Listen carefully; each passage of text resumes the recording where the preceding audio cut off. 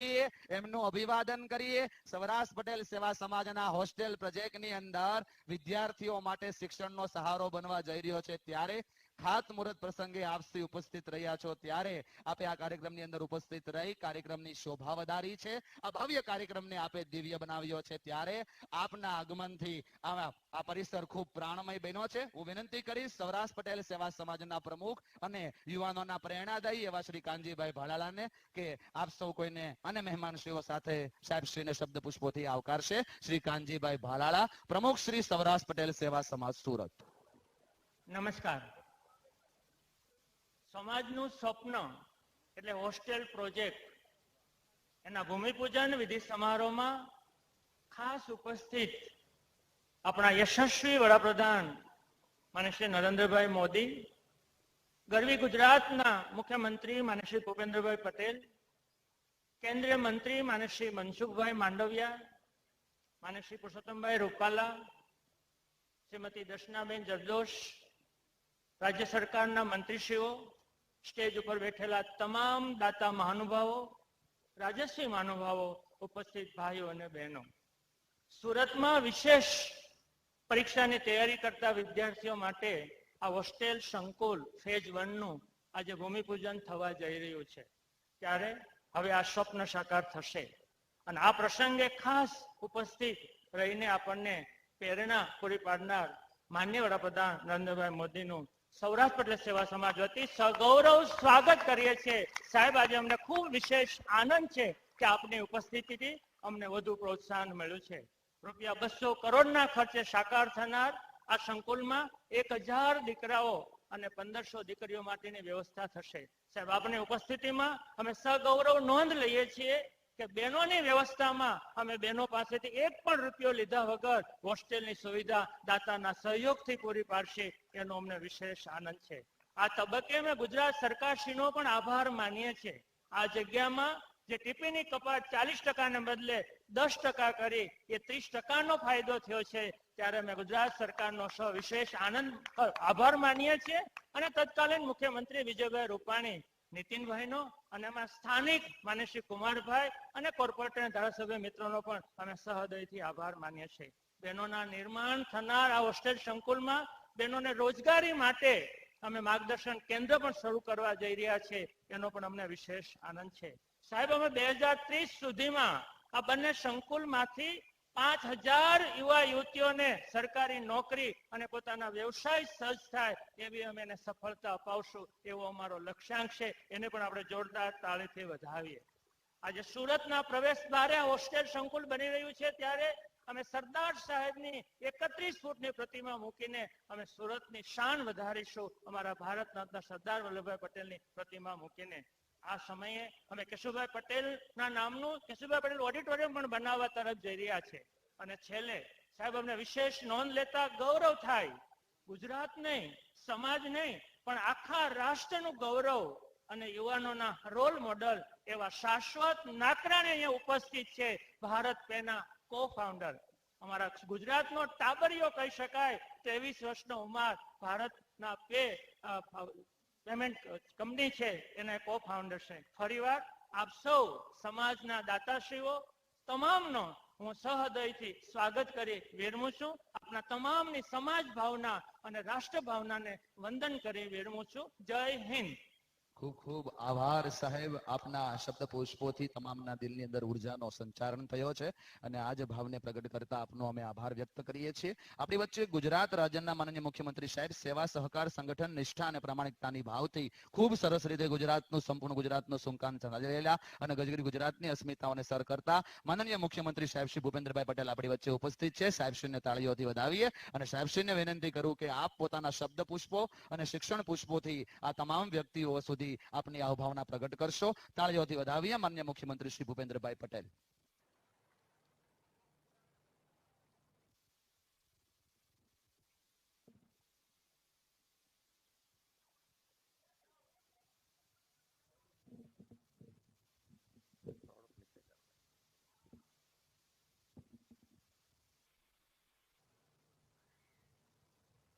શ્રી સૌરાષ્ટ્ર પટેલ સેવા સમાજ સુરત દ્વારા 200 કરોડના ખર્ચે નિર્માણ પામનાર છાત્રાલયના ખાતમુહૂર્ત પ્રસંગે મારી સાથે મંચ ઉપર બિરાજમાન અને વર્ચ્યુઅલી આપણી સાથે જોડાયેલા યશસ્વી વડાપ્રધાન શ્રી નરેન્દ્રભાઈ મોદી, કેન્દ્રીય મંત્રી શ્રી મનસુખભાઈ માંડવિયા, કેન્દ્રીય મંત્રી શ્રી પરસોત્તમભાઈ રૂપાલા, કેન્દ્રીય મંત્રી તથા સુરતના લોકપ્રિય સાંસદ શ્રીમતી દર્શનાબેન જરદોસ, પ્રદેશના અધ્યક્ષ અને નવસારીના સાંસદ શ્રી CR પાટીલજી, મારા રાજ્યના મારા સાથી મંત્રીશ્રીઓ, સંસ્થાના પ્રમુખ શ્રી કાનજીભાઈ ભલાળા, દાતાશ્રીઓ, સંસ્થાના શ્રેષ્ઠી ભાઈઓ અને બહેનો, વિજયાદશમીના પાવન પર્વની સૌને શુભેચ્છાઓ પાઠવું છું. આસુરી શક્તિ પર દૈવી શક્તિના વિજયનું પર્વ એટલે આપણે જાણીએ છીએ એમ વિજયાદશમી. આ પર્વ આપણને સાથે મળીને અસુરી તાકાતનો સામે લડીને વિજય મેળવવાની સદીઓથી જે પ્રેરણા આપતું આવ્યું છે. પ્રકાશ તરફથી ઉર્ધ્વગતિના પર્વ દીપાવલીના દિવસો અને ઉજાસ ઉમંગના દિવસો પણ હવે નજીક આવી રહ્યા છે. આવા શુભંગ અવસરે આજે ગુજરાતની વિકાસ યાત્રા ખાસ કરીને યુવા શક્તિના શિક્ષણની સર્વગ્રાહી ઉન્નતિમાં એક નવા સીમાચિહ્નનો નવતર ઉજાસનો કાર્ય આરંભ થવા જઈ રહ્યો છે. શ્રી સૌરાષ્ટ્ર પટેલ સેવા સમાજ દ્વારા સુરત મહાનગરમાં પટેલ સમાજના ઇતિહાસમાં પ્રથમ એવી ₹200 કરોડના ખર્ચે નિર્માણ થનારી boys and girls hostel phase 1 નું ભૂમિપૂજન આજે આ પાવન દિવસે થઈ રહ્યું છે. આપણું સૌભાગ્ય છે કે આ ભૂમિપૂજન પણ પરમ ઉપાસક અને ભારત માતાને વિશ્વગુરુ જગતજનની બનાવવા સંકલ્પબદ્ધ આદરણીય વડાપ્રધાન શ્રી નરેન્દ્રભાઈ મોદીના કર કમળોથી વર્ચ્યુઅલ માધ્યમથી થવાનું છે. આદરણીય વડાપ્રધાન શ્રીનું આજનું આ પર્વ ગુજરાતની જનતા જનાર્દન વતી સ્વાગત કરું છું. ભાઈઓ બહેનો, શિક્ષણ એ વિકાસનો મુખ્ય આધાર છે. આજની યુવા પેઢી વિશ્વ સમકક્ષ શિક્ષણ મેળવી ગ્લોબલ યુથ બને તેવી નેમ સાથે પ્રધાનમંત્રીશ્રીએ જ્ઞાન શક્તિનો મહિમા કર્યો છે. જ્ઞાન શક્તિના અદના સેવા કાર્યમાં આજે સમાજ શક્તિ પણ જોડાઈ છે. તે સોનામાં સુગંધ બળ્યા જેવું કામ છે. પટેલ સમાજની નિર્માણ ક્ષમતા સાથે મળીને આગળ વધવાની અને બંધુત્વની ભાવનાનું તાદશ્ય ઉદાહરણ સરદાર ધામ અને કેળવણી ધામ પછી સૌરાષ્ટ્ર પટેલ સેવા સમાજ દ્વારા સુરતમાં પટેલ સમાજના ઇતિહાસમાં પ્રથમવાર 200 કરોડના ખર્ચે 1000 ભાઈઓ અને 500 બહેનો માટે નિર્માણ થનાર આ હોસ્ટેલ ફેઝ 1 નું ભૂમિપૂજનને પૂરું પાડ્યું છે. સૌનો સાથ, સૌનો વિકાસ, સૌનો વિશ્વાસ સૂત્રનું આજે સાકાર કર્યું છે. પટેલ સમાજ પણ સૌના વિશ્વાસ, સૌના સાથથી આગળ વધીને ગુજરાતનો સૌથી શક્તિશાળી સમાજ બન્યો છે. પથ્થરમાંથી પાણી કાઢવાની તાકાત આ સમાજની આગવી તાસીર છે. આપણી ભાવિ પેઢી ઉજ્જવળ આવતીકાલ સમાન દીકરા દીકરીઓને જ્ઞાન સંપદાથી સમૃદ્ધ કરી જ્ઞાન વિજ્ઞાનની 21મી સદીમાં ગુજરાતને અગ્રેસર રાખવાની સરકારની નેમમાં આજે સૌરાષ્ટ્ર પટેલ સમાજે આ હોસ્ટેલના ભૂમિપૂજનથી ખભે ખભો મિલાવવાનું કામ કર્યું છે. આદરણીય વડાપ્રધાન શ્રી નરેન્દ્રભાઈ મોદીએ ગુજરાતમાં કન્યા સાક્ષરતા દર ઊંચો લાવવા અને ડ્રોપ આઉટ રેટ ઘટાડવા કન્યા કેળવણીનું જનસેવા અભિયાન આદર્યું હતું. આ અભિયાનમાં પણ સમગ્ર સમાજ વર્ગો સાથે પટેલ સમાજ પણ અગ્રેસર રહ્યો છે. શ્રી સૌરાષ્ટ્ર પટેલ સેવા સમાજ દ્વારા નર્મદ નગરી સુરતમાં થનારું હોસ્ટેલ ફેઝ 1 નું નિર્માણ શ્રી નરેન્દ્રભાઈ મોદીની સરકારની સૌ ભણો સૌ આગળ વધે ની નેમ સાથે સુસંગત છે. બાળકોમાં, યુવાનોમાં શિક્ષણ પ્રત્યે રસ રુચિ જાગે તેવી સમયાનુકૂળ વ્યવસ્થા ઊભી કરવા નરેન્દ્રભાઈ મોદીએ જ્ઞાન શક્તિને શક્તિ પંચામૃતની મહત્વપૂર્ણ શક્તિ બનાવી છે. ગુજરાતમાં શિક્ષણનું સ્તર અને ગુણવત્તા અને વિસ્તરીય છે. આજે ગુજરાતમાં વિવિધ જ્ઞાન કૌશલની 91 યુનિવર્સિટીઓ છે અને યુવાનોને વર્લ્ડ ક્લાસ એજ્યુકેશન ઘર આંગણે મળે છે. આપણે વડાપ્રધાનના માર્ગદર્શનમાં સેક્ટરલ યુનિવર્સિટીની પહેલ કરી છે.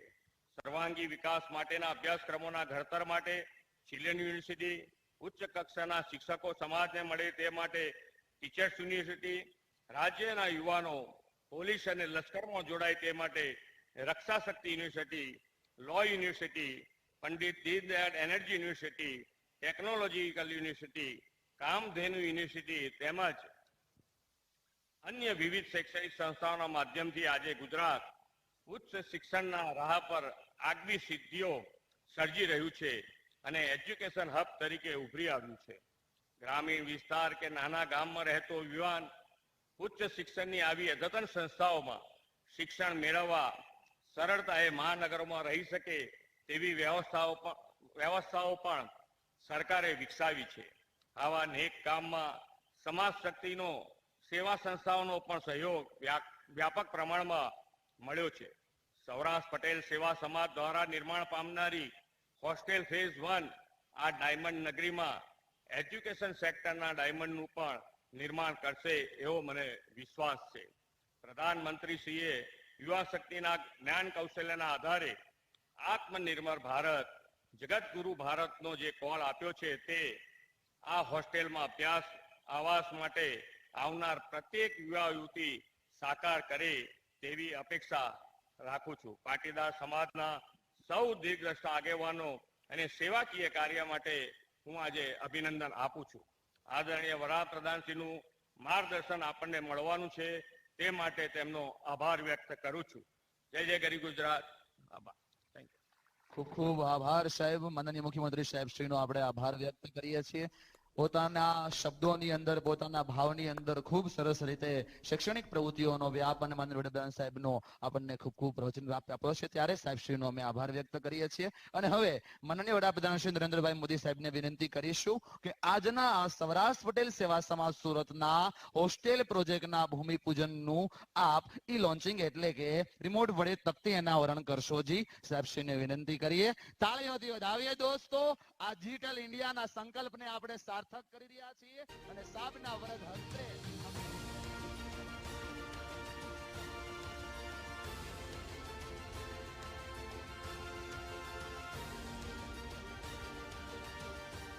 સુરતમાં પોતાની આગવી ઓળખ ઊભી કરનાર સૌરાષ્ટ્રવાસી પટેલ સમાજ હવે વિશેષ શૈક્ષણિક સુવિધાઓ ઊભી કરવા તરફ આગળ વધી રહ્યો છે. ઉચ્ચ અભ્યાસ કરતી યુવા પેઢીને કારકિર્દી ઘડતર માટે સુવિધા, પ્રોત્સાહન અને માર્ગદર્શન પૂરું પાડવા સુરતમાં 200 કરોડના ખર્ચે સુવિધાયુક્ત હોસ્ટેલ સંકુલ નિર્માણ કરવા શ્રી સૌરાષ્ટ્ર પટેલ સેવા સમાજનો સંકલ્પ છે.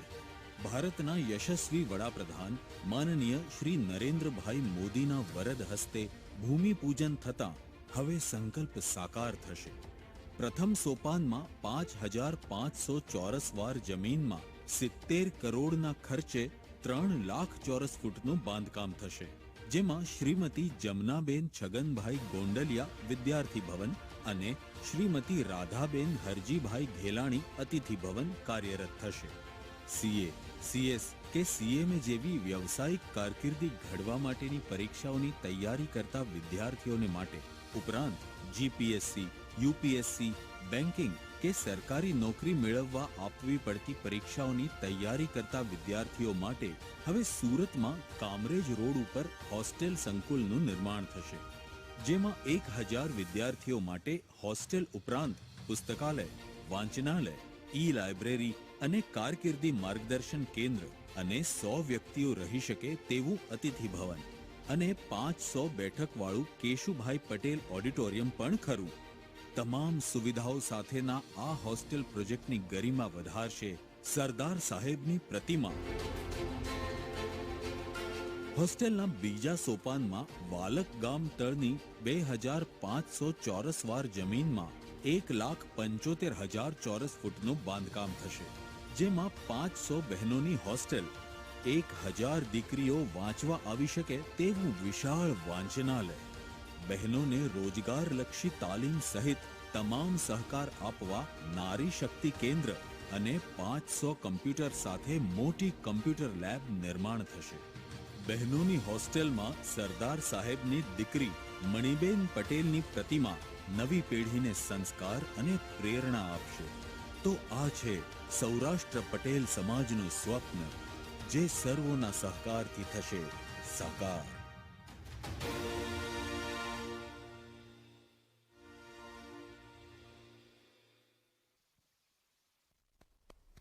ખૂબ સરસ ખાત મુહૂર્તના સમારોહની અંદર આપ સૌ કોઈનો અભાવ આપણે જોઈ રહ્યા છીએ. ત્યારે હવે વિનંતી કરીએ માનનીય વડાપ્રધાન શ્રી નરેન્દ્રભાઈ મોદી સાહેબને કે આપ પોતાની પ્રોત્સાહિત પ્રેમ અને પ્રેરણાભર્યા શબ્દોથી આજના આ શિક્ષણ સેવા અને સહકારના યજ્ઞને પોતાની શબ્દરૂપી આહુતિ અર્પણ કરશો. વિનંતી કરું આપના સૌ કોઈના લાડીલા નેતૃત્વનો કળાભાવ ધરાવતા લીડરશિપના માહિર એવા શ્રી સમાન નેતૃત્વ ધરાવતા શ્રી નરેન્દ્રભાઈ મોદી સાહેબ, વડાપ્રધાન શ્રી ભારત સરકાર. તાળીઓથી વધાવજો દોસ્તો, જોરદાર તાળીઓથી.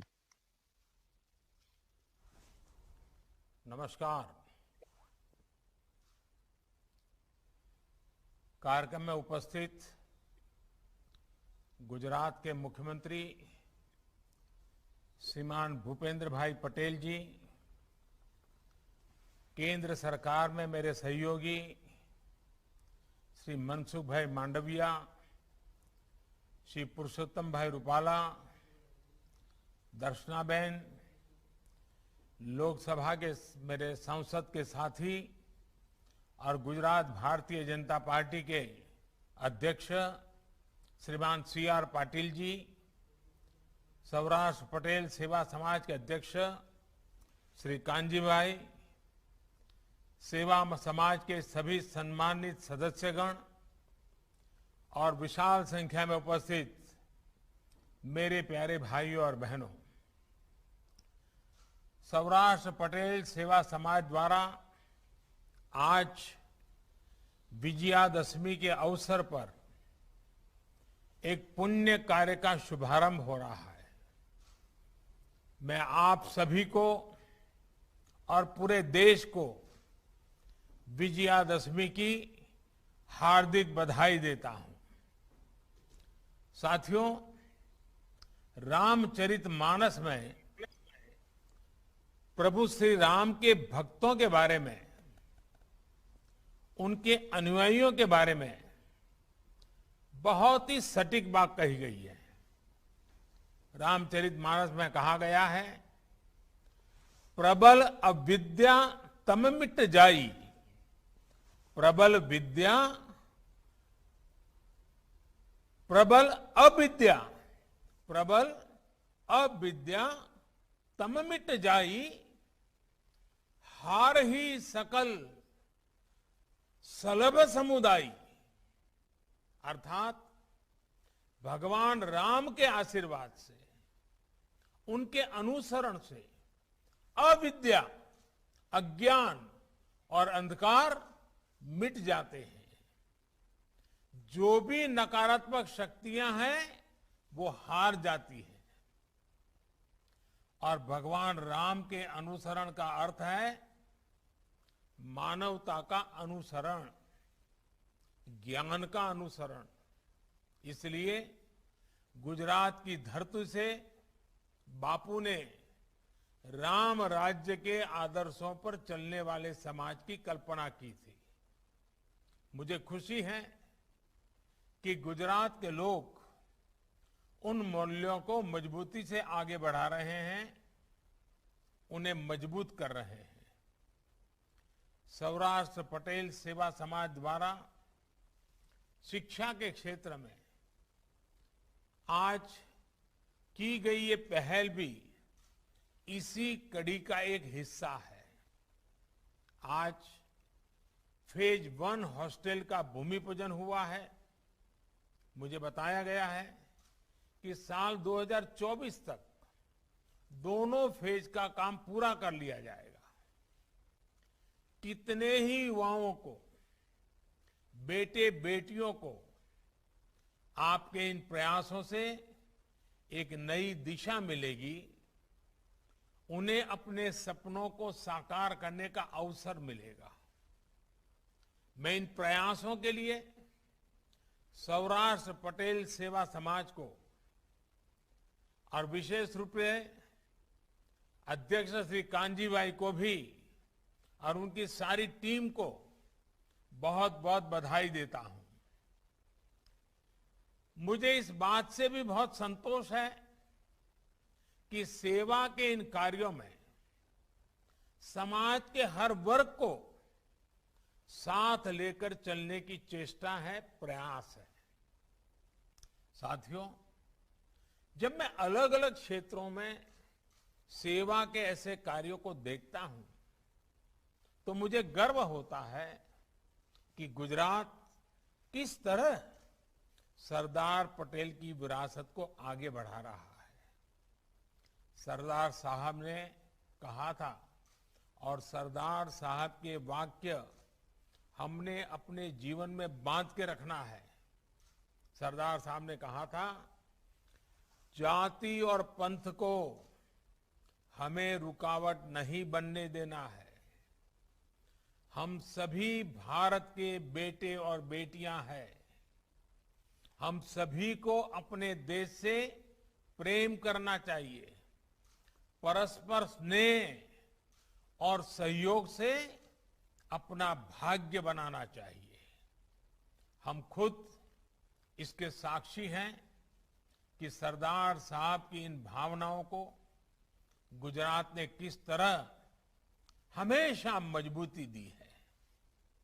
राष्ट्र प्रथम, ये सरदार साहब की संतानों का जीवन मंत्र है। आप देश दुनिया में कहीं भी चले जाइए, गुजरात के लोगों में ये जीवन मंत्र आपको हर जगह दिखेगा। भाइयों और बहनों, भारत इस समय अपनी आजादी के 75वें वर्ष में है। ये अमृतकाल हमें नए संकल्पों के साथ ही उन व्यक्तियों को याद करने की भी प्रेरणा देता है जिन्होंने जनचेतना जागृत करने में बड़ी भूमिका निभाई। आज की पीढ़ी को उनके बारे में जानना बहुत ही आवश्यक है। आज गुजरात जिस ऊंचाई पर पहुंचा है, उसके पीछे ऐसे अनेकों लोगों का तप, त्याग और तपस्या रही है। विशेषकर शिक्षा क्षेत्र में ऐसे ऐसे व्यक्तित्व हुए जिन्होंने गुजरात की शिक्षा व्यवस्था को मजबूत करने में बड़ी भूमिका निभाई। हम सब शायद जानते होंगे, उत्तर गुजरात में जिनका जन्म हुआ और आज गुजरात के हर कोने में उनको याद किया जाता है, ऐसे ही एक महापुरुष थे श्री छगन भा। उनका दृढ़ विश्वास था कि शिक्षा ही समाज के सशक्तिकरण का सबसे बड़ा माध्यम है। आप कल्पना कर सकते हैं, आज से 102 साल पहले 1919 में उन्होंने कड़ी में सर्व विद्यालय केळवणी मंडल की स्थापना की थी। ये छगन भा का ये दूरदृष्टि काम था, ये उनकी दृष्टि थी, उनका विजन था, उनका जीवन मंत्र था, कर भला होगा भला। और इसी प्रेरणा से वो आने वाली पीढ़ियों के भविष्य को संवारते रहे। जब 1929 में गांधी जी छगन भाजी के मंडल में आए थे तो उन्होंने कहा था कि छगन भा बहुत बड़ा सेवा कार्य कर रहे हैं। उन्होंने लोगों से ज्यादा संख्या में अपने बच्चे छगन भा के ट्रस्ट में पढ़ने के लिए भेजने को कहा था। साथियों, देश की आने वाली पीढ़ियों के भविष्य के लिए अपना वर्तमान खपा देने वाले ऐसे ही एक और व्यक्ति का जिक्र मैं जरूर करना चाहूंगा। वो थे भाई काका। भाई काका ने आणंद और खेड़ा के आसपास के इलाके में शिक्षा व्यवस्था को मजबूत करने के लिए बहुत काम किया था। भाई काका स्वयं तो इंजीनियर थे, करियर अच्छा चल रहा था, लेकिन सरदार साहब के एक बार कहने पर उन्होंने नौकरी छोड़ दी और अहमदाबाद म्युनिसिपैलिटी में काम करने आ गए थे। कुछ समय बाद वो चरोतर चले गए थे, जहां उन्होंने आणंद में चरोतर एजुकेशन सोसाइटी का काम संभाला। बाद में वो चरोतर विद्या मंडल से भी जुड़ गए थे। भाई काका ने उस दौर में एक रूरल यूनिवर्सिटी का सपना भी देखा था। एक ऐसी यूनिवर्सिटी जो गांव में हो और जिसके केंद्र में ग्रामीण व्यवस्था के विषय हो। इसी प्रेरणा से उन्होंने सरदार वल्लभ भाई पटेल यूनिवर्सिटी के निर्माण में अहम भूमिका निभाई थी। ऐसे ही भिखाभाई पटेल भी थे, जिन्होंने भाई काका और सरदार पटेल के साथ काम किया था। साथियों, जो लोग गुजरात के बारे में कम जानते हैं, उन्हें मैं आज वल्लभ विद्यानगर के बारे में भी बताना चाहता हूं।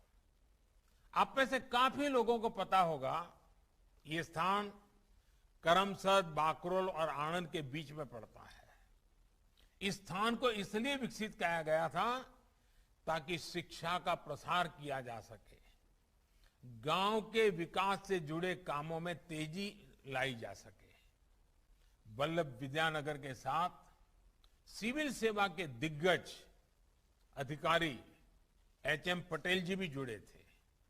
सरदार साहब जब देश के गृह मंत्री थे तो एच.एम. पटेल जी उनके काफी करीबी लोगों में गिने जाते थे। बाद में वो जनता पार्टी की सरकार में वित्त मंत्री भी बने। साथियों, ऐसे कितने ही नाम हैं जो आज मुझे याद रह रहे हैं। सौराष्ट्र की अगर बात करें, हमारे मोहनलाल लालजीभाई पटेल, जिनको हम मोला पटेल के नाम से जानते थे। मोला पटेल ने एक विशाल शैक्षिक परिसर का निर्माण करवाया था। एक और मोहन भाई बिरजीभाई पटेल जी 100 साल से भी पहले पटेल आश्रम के नाम से एक छात्रावास की स्थापना कर अमरेली में शिक्षा व्यवस्था को मजबूत करने का काम किया था। जामनगर में केशवजी भाई अरजी भाई विराणी और करसन भाई बेचर भाई विराणी, इन्हें दशकों पहले बेटियों को शिक्षित करने के लिए स्कूल और छात्रालय बनाए थे।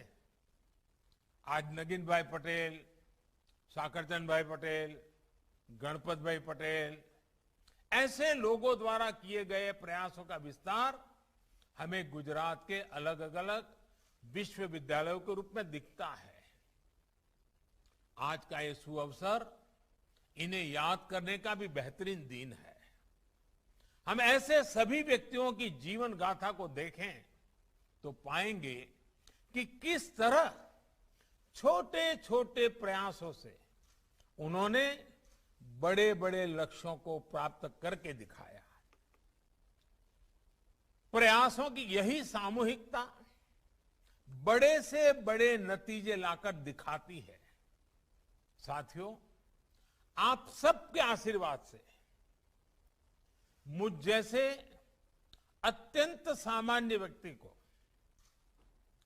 जिसका कोई पारिवारिक या राजनीतिक बैकग्राउंड नहीं था, जिसके पास जातिवादी राजनीति का कोई आधार नहीं था, ऐसे मुझ जैसे एक सामान्य व्यक्ति को आपने आशीर्वाद देकर गुजरात की सेवा का मौका 2001 में दिया था।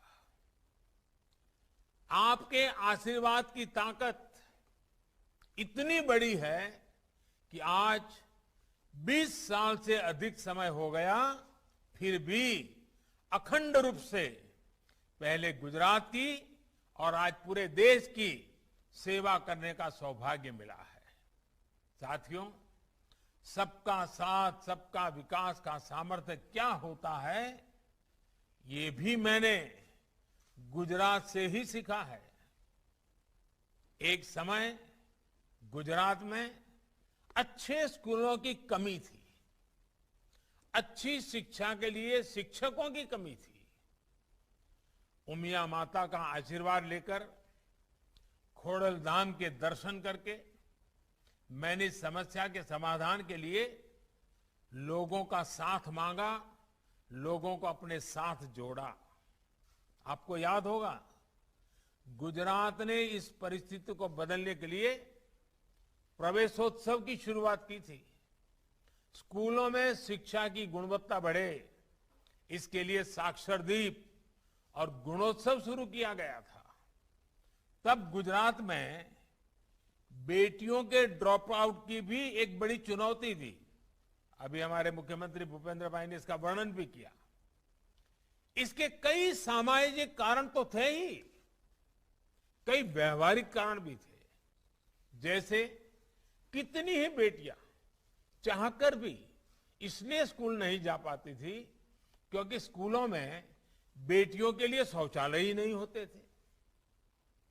इन समस्याओं के समाधान के लिए गुजरात ने पंचशक्तियों से प्रेरणा पाई।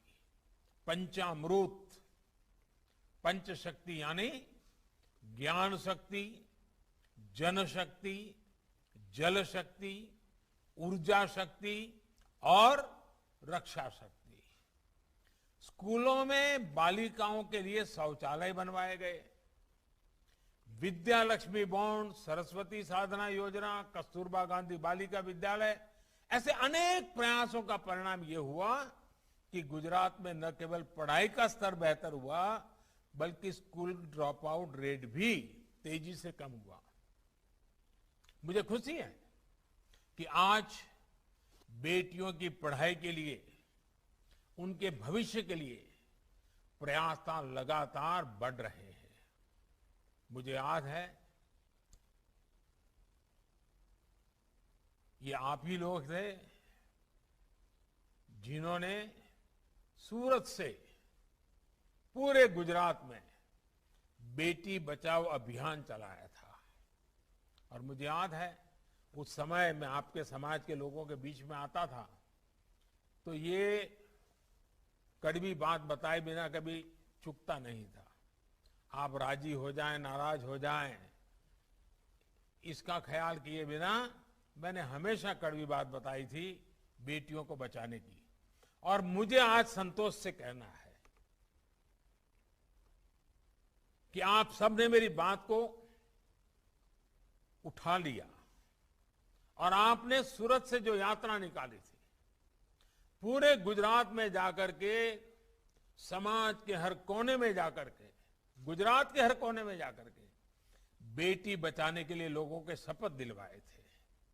और मुझे भी आपके उस महाप्रयास में आपका साथ जुड़ने का मौका मिला था। बहुत बड़ा प्रयास किया था आप लोगों ने। गुजरात ने रक्षा शक्ति यूनिवर्सिटी, अभी हमारे भूपेंद्र भाई बड़ा विस्तार से यूनिवर्सिटी का वर्णन करते थे, लेकिन मैं भी इसको दोहराना चाहता हूं ताकि जब आज देश के लोग इस कार्यक्रम को देख रहे हैं तो उनको भी पता चले। गुजरात ने इतने कम समय में रक्षा शक्ति यूनिवर्सिटी, दुनिया की पहली forensic science university, law university और दीनदयाल एनर्जी यूनिवर्सिटी, इसके साथ ही दुनिया की पहली children's university, teachers training university, sports university, Kamdhenu university जैसी अनेकों इनोवेटिव शुरुआत करके देश को नया मार्ग दिखाया है। आज इन सारे प्रयासों का लाभ गुजरात की युवा पीढ़ी को मिल रहा है। मैं जानता हूं आप में से अधिकतर को इनके बारे में पता है और अभी भूपेंद्र भाई ने बताया भी है, लेकिन आज मैं ये बातें आपके सामने इसलिए दोहरा रहा हूं क्योंकि जिन प्रयासों में आपने मेरा साथ दिया, आप मेरे साथ कंधे से कंधा मिलाकर के चले, आपने कभी पीछे मुड़कर के देखा नहीं। उससे मिले अनुभव आज देश में बड़े बदलाव ला रहे हैं। साथियों, आज नई राष्ट्रीय शिक्षा नीति के जरिए देश की शिक्षा व्यवस्था को भी आधुनिक बनाया जा रहा है। नई राष्ट्रीय शिक्षा नीति में प्रोफेशनल कोर्सेज की पढ़ाई स्थानीय भाषा में, मातृभाषा में कराए जाने का विकल्प भी दिया गया है। बहुत कम लोगों को समझ आ रहा है कि इसका कितना बड़ा प्रभाव पैदा होने वाला है। गांव का गरीब का बच्चा भी अब अपने सपने साकार कर सकता है। भाषा के कारण उसकी जिंदगी में अब रुकावट नहीं आने वाली है। अब पढ़ाई का मतलब डिग्री तक ही सीमित नहीं है, बल्कि पढ़ाई को स्किल के साथ जोड़ा जा रहा है। देश अपनी पारंपरिक स्किल को भी अब आधुनिक संभावनाओं से जोड़ रहा है। साथियों, स्किल का क्या महत्व होता है, इसे आपसे ज्यादा और कौन समझ सकता है।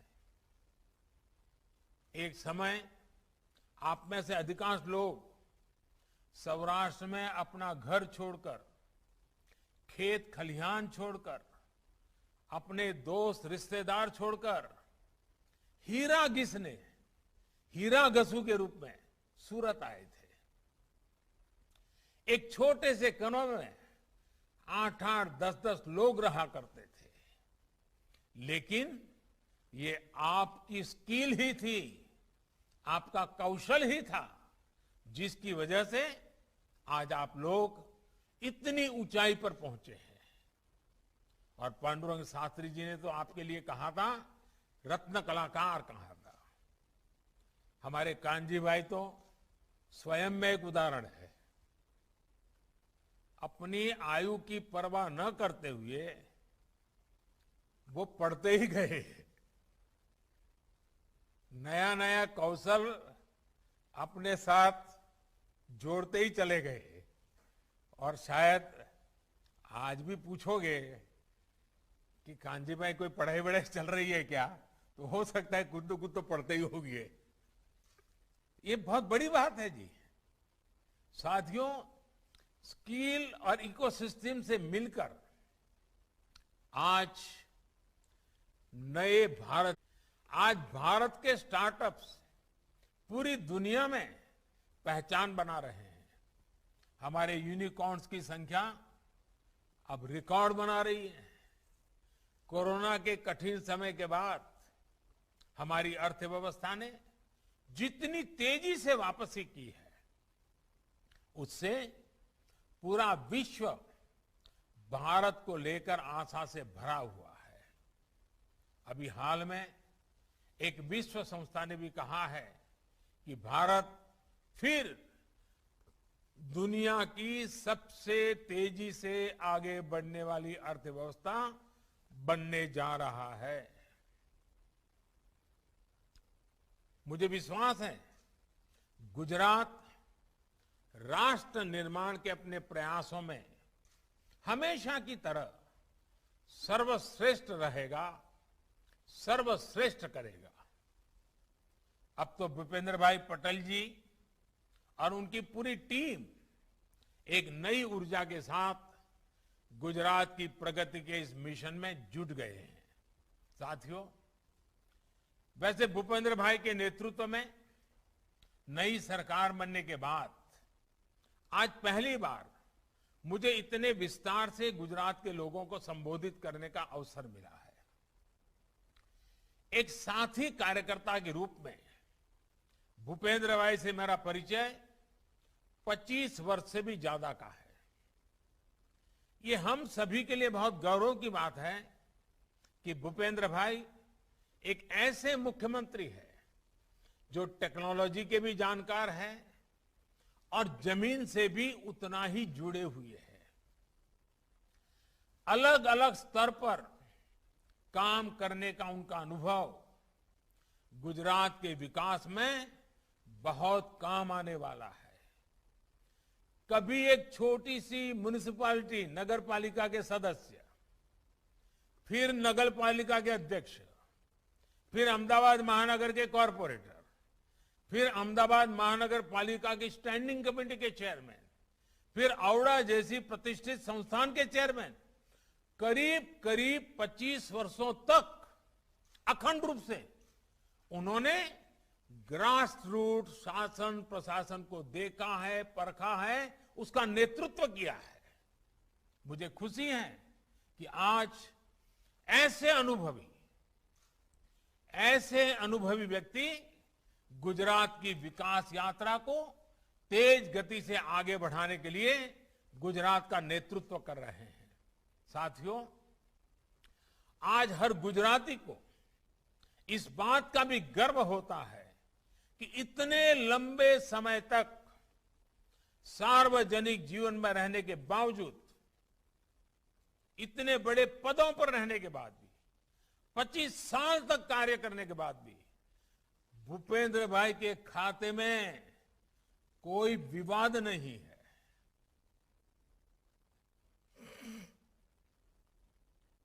भूपेंद्र भाई बहुत ही कम बोलते हैं, लेकिन कार्य में कभी कोई कमी नहीं आने देते। एक साइलेंस वर्कर की तरह, एक मूक सेवक की तरह काम करना उनकी कार्यशैली का हिस्सा है। बहुत कम ही लोगों को यह भी पता होगा कि भूपेंद्र भाई का परिवार हमेशा से आध्यात्म के प्रति समर्पित रहा है। उनके पिताजी आध्यात्मिक क्षेत्र से जुड़े रहे हैं। मेरा विश्वास है ऐसे उत्तम संस्कार वाले भूपेंद्र भाई के नेतृत्व में गुजरात चौतरफा विकास करेगा। साथियों, मेरा एक आग्रह आप सभी से आजादी के अमृत महोत्सव को लेकर भी है। इस अमृत महोत्सव में आप सभी को भी कुछ संकल्प लेना चाहिए, देश को कुछ देने वाला मिशन शुरू करना चाहिए। ये मिशन ऐसा हो जिसका प्रभाव गुजरात के कोने कोने में नजर आना चाहिए। जितना सामर्थ्य आप में है, मैं जानता हूं आप सब मिलकर के ये कर सकते हैं। हमारी नई पीढ़ी देश के लिए, समाज के लिए जीना सीखे, इसकी प्रेरणा भी आपके प्रयासों का अहम हिस्सा होनी चाहिए। सेवा से सिद्धि के मंत्र पर चलते हुए हम गुजरात को, देश को नई ऊंचाई पर पहुंचाएंगे। आप सबके बीच लंबे अरसे के बाद आने का सौभाग्य मिला। सबके यहां वर्चुअली मैं सबके दर्शन कर रहा हूं। सारे पुराने चेहरे मेरे सामने हैं અને ભલે દૂરથી તો દૂરથી પણ તમને બધાને મળ્યાનો આનંદ તો આવે જ। તમારી પ્રેમ વર્ષાનો અનુભવ થાય જ થાય। અને આજે આપ સૌને ભલે દૂરથી પણ ફરી એકવાર મળવાનો મોકો મળ્યો। બધા વડીલોને પણ હું તો આજે જોઉં છું। બધા ખૂબ મોટી ઉંમરના વડીલોએ બેઠા છે। એ બધા આશીર્વાદ આપવા માટે આવ્યા। એમનો પણ આભાર માનું છું। અને આપ સૌએ આટલો બધો પ્રેમ વરસાવ્યો અને ખૂબ મહત્વાકાંક્ષી યોજનાને સાકાર કરવા માટે આગળ ધપી રહ્યા છો, ત્યારે કાનજીભાઈ અને એમની પૂરી ટીમને અને ખાસ કરીને આમાં તો બધા જવાનિયાઓ જોડાયેલા છે, આ બધાને મારી ખૂબ ખૂબ શુભકામનાઓ। इसी शुभकामना के साथ आप सभी का बहुत बहुत धन्यवाद। आवजो। खूब खूब आभार माननीय श्री वडाप्रधान।